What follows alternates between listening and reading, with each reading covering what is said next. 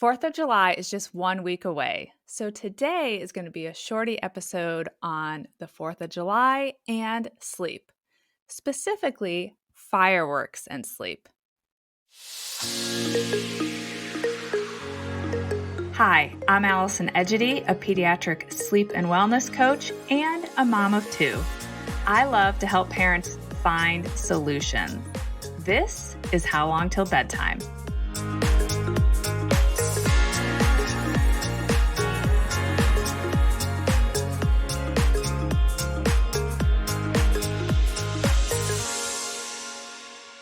With the 4th of July fast approaching, I want to share some thoughts on babies, toddlers, and preschoolers, and 4th of July fireworks.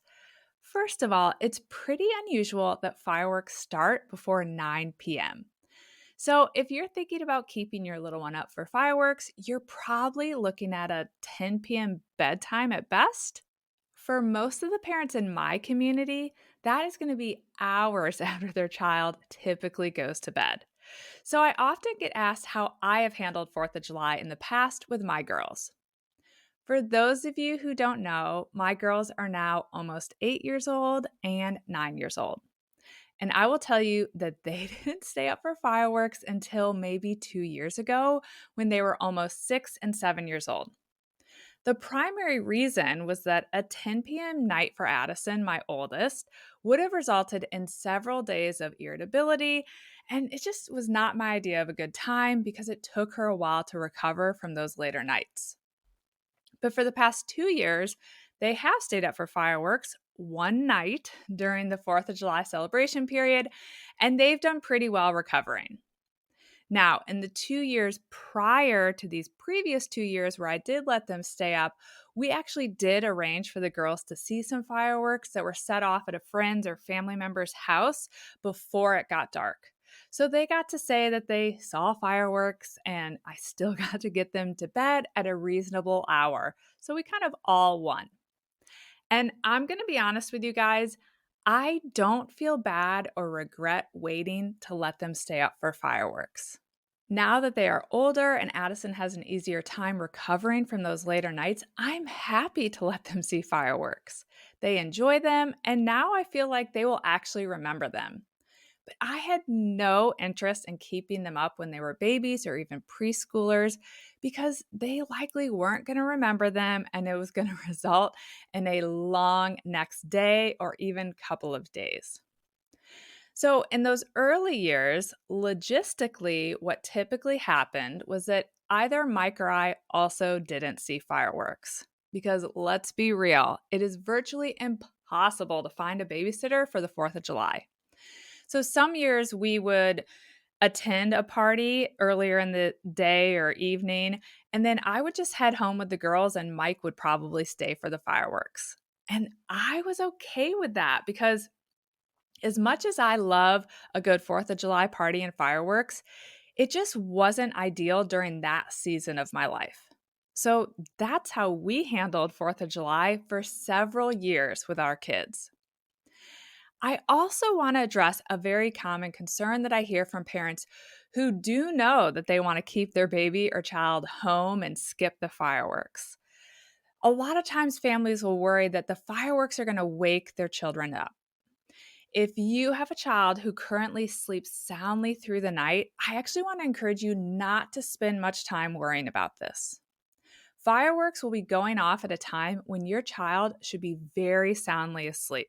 I've even had my girls sleep in a house where the fireworks were actually being set off in the backyard of that specific house. It was so loud, and they slept right through them. Of course, I always recommend using white noise, and you may want to crank it up a bit for the first part of the night when there's going to be fireworks. But most parents, including myself, are really pleasantly surprised with how well their kids can sleep through fireworks. And of course, this year, not to stress you out, but the 4th of July is on a Monday. So chances are very high that your child is going to be sleeping through fireworks on Friday, Saturday, and probably Sunday night as well. So you may be dealing with 4 nights of fireworks. On that note, If you have a toddler or preschooler, you may want to actually give them a heads up on Friday that it's a weekend of celebration. And during this weekend of celebration, a lot of people like to set off fireworks. And fireworks put bright lights into the sky, but they also make loud noises. And this would be happening when they're sleeping. You can even pull up a video on YouTube and show them what fireworks look like and let them hear the sound. Because what can startle a child is if they wake up and you hear those fireworks. Imagine if you didn't know what that sound was. So that could be startling. So if you have a child who's a little bit older that you can explain things to, I do encourage you to give them a heads up and to show them a video and let them hear the sound. And you could tell them, I don't think this will wake you up, but if you wake up and hear this sound over this weekend of celebration, that's what it is. So that way, if it does wake your child up, even if you do need to provide some reassurance, I assure you that having prepared them for this will make that whole process a little bit smoother. And for those of you who are feeling ready to dive in and to let your child stay up for fireworks, or you happen to be one of those unlucky parents who has a child who's woken up and struggles to get back down during this long weekend of celebration, please remember that a bedtime that is 30 to 60 minutes earlier than your child's typical bedtime can help them get caught up on their sleep and recover faster. All right, thanks for joining me for this shorty episode on the 4th of July and sleep. For my US listeners, I hope you have a wonderful holiday weekend with family and friends, and I hope all of you will come back and join me again next week. Bye for now. Thank you for listening to How Long Till Bedtime.